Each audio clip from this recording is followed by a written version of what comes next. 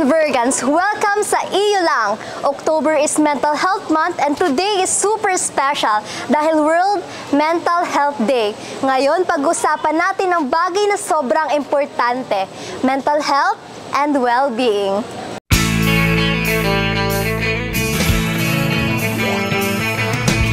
No one told you life was gonna be this way. Your job's a joke, you broke, your love life's the old way. It's like you're always stuck in second gear. So nandito tayo ngayon sa Office of Student Affairs and Services or OSAS.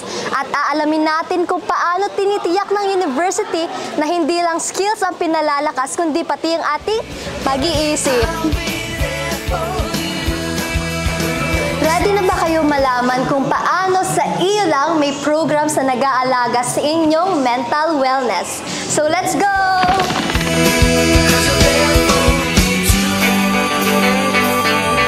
So nandito po tayo ngayon sa wellness area! With OSAS friends! Headed by Ma'am Jojo Juana! So, ang unang katanungan po, ano-ano po kayang mga mental health programs na available sa university para sa ating mga Invergans? We'll start with the Career Development Program. Ang goal po ng program is to lead our students to the careers that are fit according to their skills and talents. So, alam naman po natin lahat na maraming nakakaranas ng stress. So, sa tingin niyo po ba, may mga unique challenges ang mga Invergans natin sa pagbabalance ng schools tsaka ng mental health nila? Ano po kayang mga programa ang maaring tumugon nito? Hello, Bia. Ayan. Joanna. Ayan, Ma'am Joanna.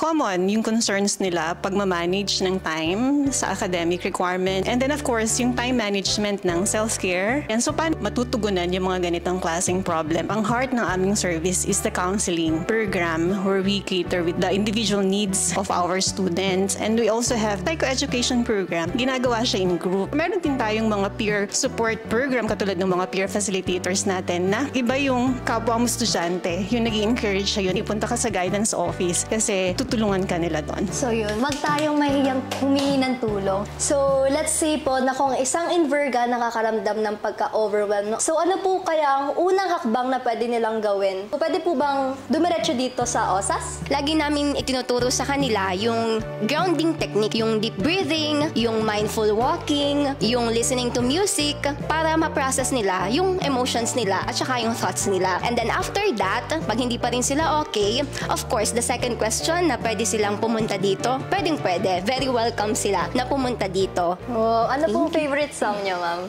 Taylor Swift, syempre.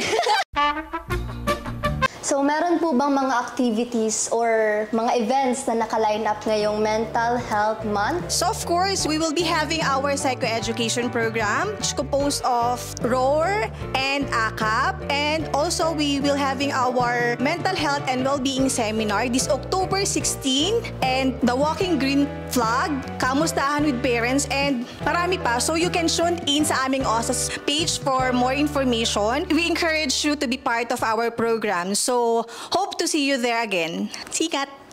See you!